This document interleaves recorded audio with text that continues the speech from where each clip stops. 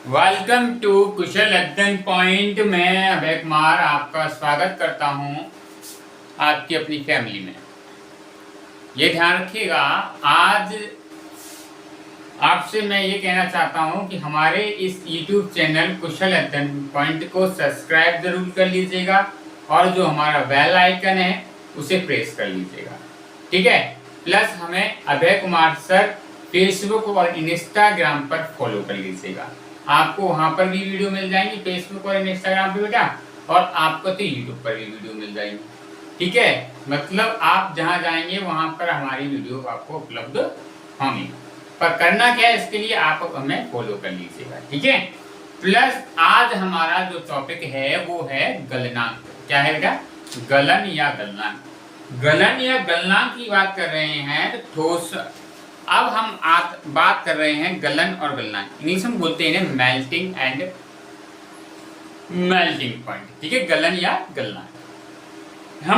मेरे कहने का तात्पर्य ये है बेटा कि जो ठोस होते हैं, ठोस के जो कण होते हैं वो अत्यधिक कम, जो मतलब कहने का मेरा वो है कि उनमें स्पेस बहुत कम होता है। क्या बेटा?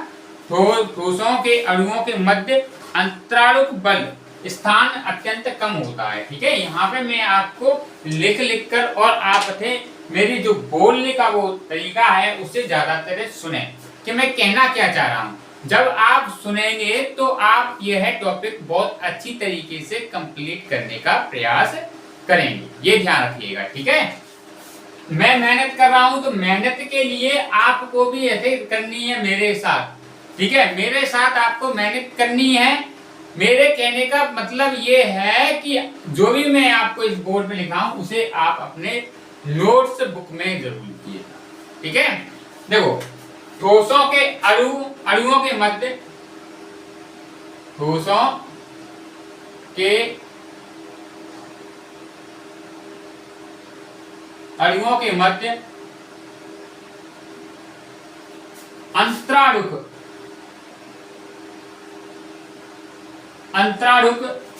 स्थान अत्यंत कम होता है। स्थान अत्यंत क्या होता है? कम होता है,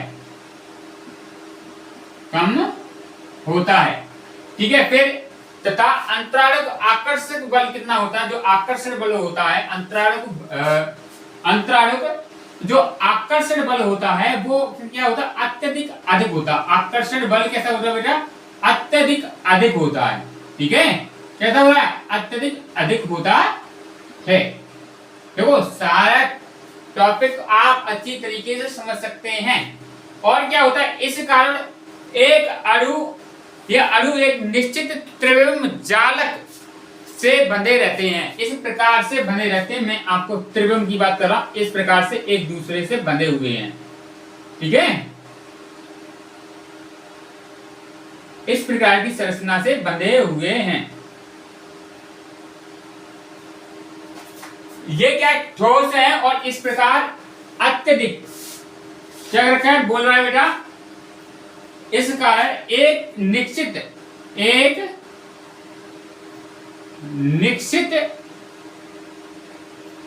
त्रिविम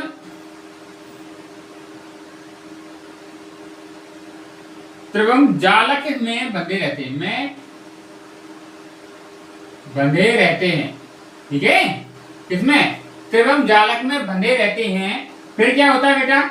तथा अपनी स्थिति के इधर उधर कंपन करते हैं। इनमें इतना स्पेस होता है, ओनली ये अपनी स्थिति में क्या है? यहीं पे कंपन करते रहेंगे, कूदते रहेंगे। कहने का मेरा यह मतलब है कि यहीं पर ये क्या करते रहेंगे? कंपन करते रहेंगे। क्या करते रहेंगे?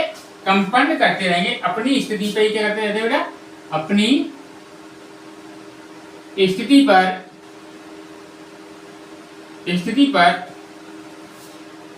स्थिति के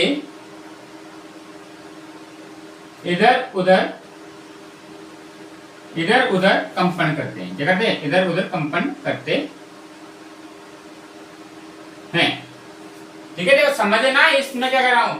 जो ठोस होते हैं उनका जो अंतराणुक स्थान होता है वो बहुत ही कम होता है और आकर्षण बल अधिक होता है। आकर्षण बल अधिक होता है तो एक निश्चित त्रिविम जालक में ये क्या होते हैं? जो ठोस अणु होते हैं, ठोस कण होते हैं, वो एक निश्चित त्रिविम जालक में बंधे रहते हैं और अपनी स्थिति के इधर उधर क्या करते हैं बेटा, कंपन करते हैं। ये सारी चीजें आप समझ लेना बेटा, एक एक चीज को यहाँ समझाने का मैं प्रयास कर रहा हूं आपको, ठीक है। आगे देखो, जो ठोस पदार्थ हैं, ठोस पदार्थ को अत्यधिक क्या करने पर, अत्यधिक ऊष्मा देने पर, ऊष्मा देने पर बेटा क्या होते हैं, ऊष्मा देने पर अणुओं की क्या हो जाती है, अणुओं की गतिज ऊर्जा बढ़ जाती है, अणुओं की गतिज ऊर्जा बढ़ जाती है, ठीक है। अब अणुओं, ठोस अणुओं की गतिज ऊर्जा बढ़ गई तो क्या होगा बेटा, गतिज ऊर्जा बढ़ने के कारण अधिक तेजी से कंपन करते। अब ये क्या बेटा, ये अधिक तेजी से क्या करने लगे, कंपन करने लगे, अधिक तेजी से, कौन, ठोस अणु, ठोस कण है वो अधिक तेजी से कंपन करने लगे, क्या करने लगे, कंपन करने लगे। अब देखो बेटा, कंपन करने लगे, फिर क्या कर रहे हैं बेटा, कंपन कर रहे हैं, तो हम कंपन करने लगे और कंपन करते करते क्या हो गया बेटा, ये द्रव अवस्था में बदल गए और ये क्या होने लगे, ये बहने लगे, क्या करने लगे बेटा, ये बहने लगे, बहने लगे। तो हम कह सकते हैं ठोस द्रव में परिवर्तन हो जाते हैं। ठोस क्या हो जाते हैं बेटा, ठोस द्रव में परिवर्तन हो जाते हैं, हो जाते हैं। और इस क्रिया को बेटा क्या कहते हैं बेटा, इस क्रिया को हम कह सकते हैं, इस क्रिया को हम गलन कहते हैं, क्या कहते हैं, गलन कहते हैं, ठीक है। इस क्रिया को बेटा हम क्या कहते हैं, गलन कहते हैं। इस क्रिया को हम क्या कहते हैं बेटा, गलन कहते हैं। तो आपको ये टॉपिक समझ में आ रहा होगा। तो आगे चलो, आगे देखो, समझो इसको, ठीक है। अब इसकी गलनांक की, तो अब आपको समझ में आ गया क्या होता है कि ठोस क्या होता है, ठोस का जो अंतराणु स्थान होता है वो अत्यंत कम होता है, बहुत ही सटे सटे अणु होते हैं। मैंने आपको फर्स्ट इससे पहले की जो वीडियो है आप देख सकते हैं, ठीक है। फिर आकर्षण बल अधिक होता है, एक दूसरे से जकड़े हुए होते हैं और एक निश्चित जालक में बंधे होते हैं। इस प्रकार एक जालक में बंधे हुए होते हैं और अपनी स्थिति के इधर उधर ही कंपन करते हैं, अपनी स्थिति से भटकते नहीं है। ठोस पदार्थ को अत्यधिक ऊष्मा देने पर अणुओं की गतिज ऊर्जा क्या होती है, विचलित हो जाते हैं और अधिक तेजी से कंपन करने लगते हैं। और अधिक तेजी से कंपन करते हैं, जो ठोस पदार्थ है वो किसमें बदल जाता है, द्रव में बदल जाता है, अर्थात ये बहने लगते हैं। क्या करने लगते हैं, बहने लगते हैं, ठोस द्रव में परिवर्तित हो जाते हैं। इस क्रिया को हम क्या कहते हैं बेटा, गलन कहते हैं, या हम तो बोल सकते हैं मेल्टिंग को, क्या बोलते हैं, मेल्टिंग कह सकते हैं, ठीक है। मेल्टिंग कह सकते हैं, गलन कह सकते हैं। अब देखो गलनांक, तो क्या है, जिस ताप पर, यहाँ पे हम परिभाषा लिखेंगे और उसी को, मतलब मैंने आपको एक उदाहरण के तौर पर इसे समझाने का प्रयास किया गलनांक को, ठीक है बेटा। अब आ जाओ, ये टॉपिक आप लिख लेना यहाँ पे और समझने का बेटा बहुत अच्छी तरीके से प्रयास करना। वैसे मैं आपको यहाँ हाल की हाल सारे सभी टॉपिक क्लियर कर रहा हूँ। यहाँ पे देखो, जिस ताप तथा एक वायुमंडलीय दाब पर ठोस द्रव में परिवर्तित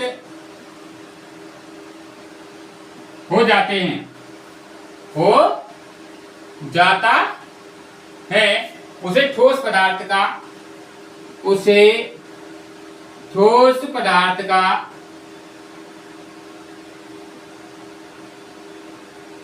गलनांक बिंदु कहते हैं।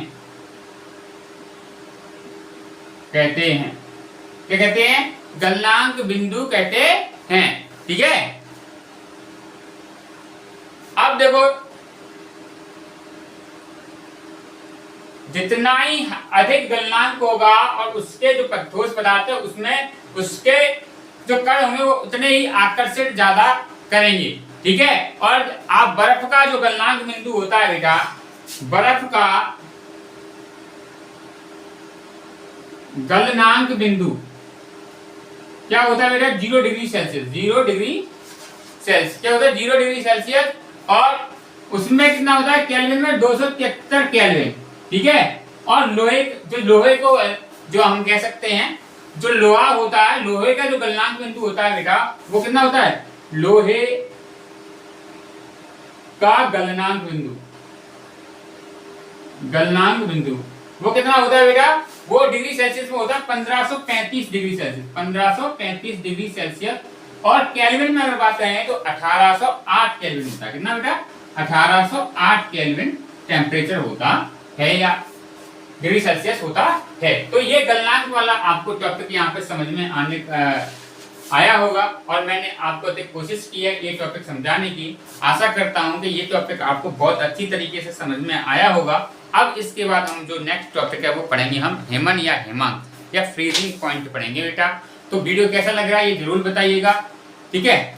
लाइक शेयर कमेंट सब कुछ कर दीजिएगा, सब्सक्राइब कर लीजिएगा, बेल आइकन को दबा लीजिएगा, मतलब सारी चीजें जो मैंने आपको शुरुआत में बताई हैं वो सभी कर लीजिएगा, ठीक है। तो वीडियो देखने के लिए बेटा बहुत बहुत धन्यवाद आपका, बहुत बहुत धन्यवाद।